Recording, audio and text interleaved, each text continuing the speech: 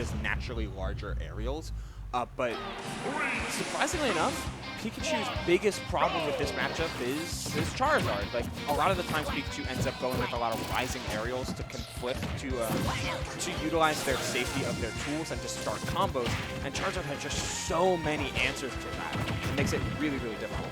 Oh, there you go. 40% already coming out from ChrisTheHedhog. Just use the Ivysaur here, looking for a nice little ledge trap. This Ivysaur will still definitely put in that work against Pikachu at the ledge. We're already seeing here forward air into up air. Beast trying to put on some good damage. Nice to use that aggressive quick attack there to get out of the corner against this Pokemon trainer. You gotta love these Pikachu, small little conversion of ChrisTheHedhog. He's definitely, oh my gosh, what a call out there. Going out there for those hits and extending on Ivysaur specifically, as you were pointing out, is extremely important, Momo. Like, you have to make Ivysaur feel as uncomfortable as possible, as early as possible. Yeah. And thus forcing onto this Charizard in percentages where you can force him into disadvantage. But Beast, very comfortable in the Zard, as we have very, very well seen it many a times over. Ooh. But falling for the Pikachu trap, which is rising, full hop aerial, drag down neutral air into the down smash. Always be careful. Every Pikachu is looking for a landing there afterwards, and every Squirtle wants that jab.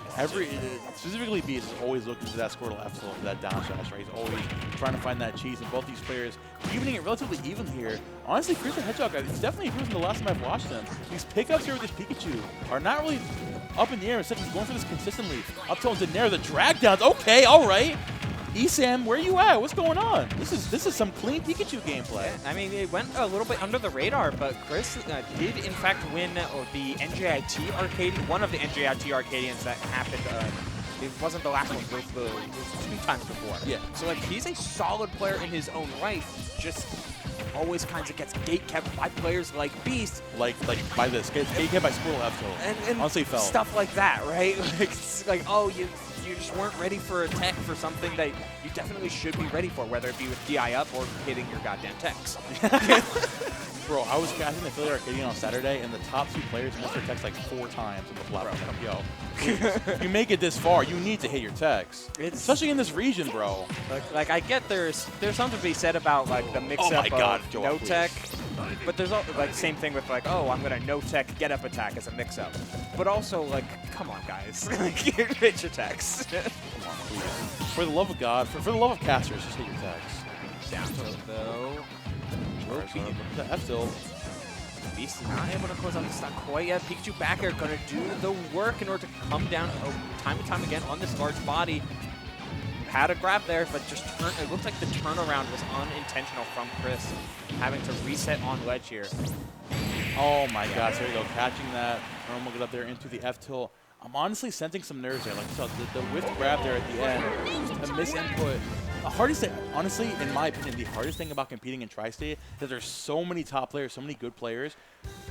Nerves get the best of you so often. You want to be that guy. There's always some guy. Every week there's one guy who gets that upset. Right. You want to be that guy, but just your fingers like, oh, what if I did this? What if I drop my easy confirm? And then you drop your easy confirm. And you're just like, damn. Yeah. No, it's hard, right? Like when your round 2 is like, oh yeah, this guy's like Orion ranked. Like you gotta do that. Beast is 106 on Orion ranked North America. Yeah, like come on, bro. That's tough.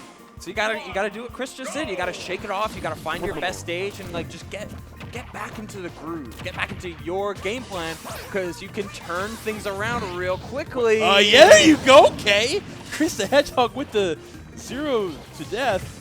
Sure. Drag down back air is so silly. Like, especially on PT working like that. Sure, man, you got it. But Chris putting on this pressure right now, grinding there again. The loops, the noops. This Pikachu is putting in that work, and Beast is looking a little befuddled, if anything. No double jump here, drifting back air. Yep, that's going to force out the swap. Oh, he lost in the sauce. That was a really good delay by Beast, though. Like, realizing that Chris was smelling blood in the water and forcing him to get a little bit closer. Oh! But the callouts are still there. There's nowhere to run. There's nowhere to go. Except where Pikachu can get you, this lightning quick speed is going to turn into so many problems for Beast if he can't get his head on straight. ChrisTheHedhog looking like Chris the GOAT right now. This Pikachu is putting in that work, catching him with that up smash out of shield. Pikachu still relatively heavy character, still hanging on to that stock there.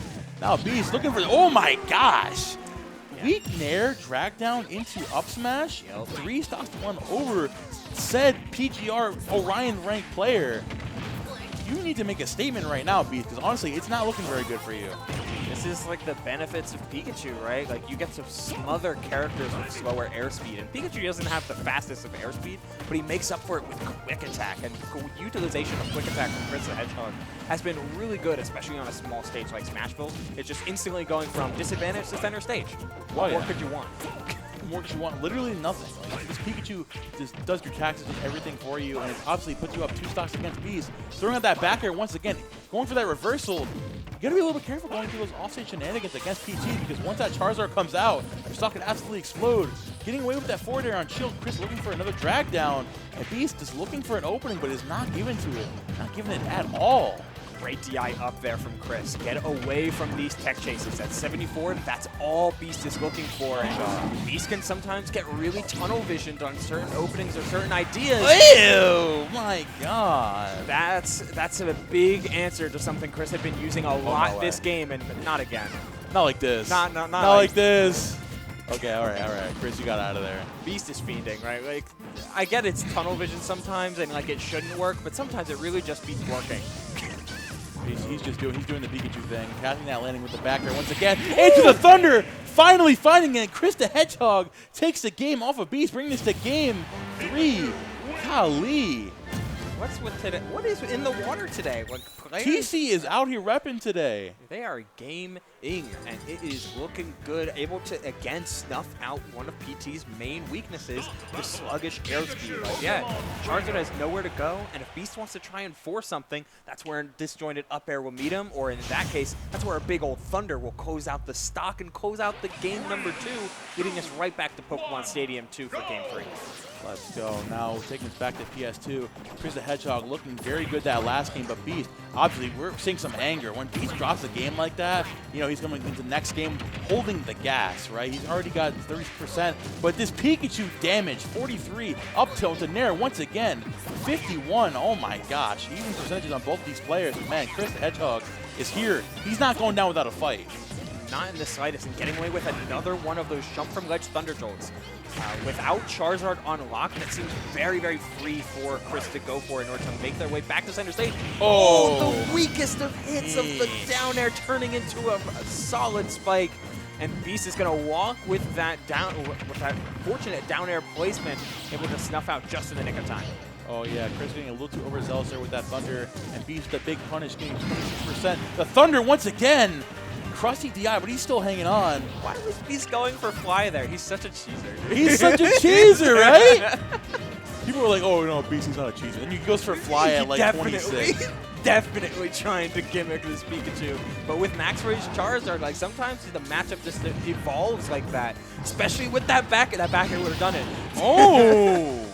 Definitely looking for that back air again, but Chris looking for this Thunder to close out the stock.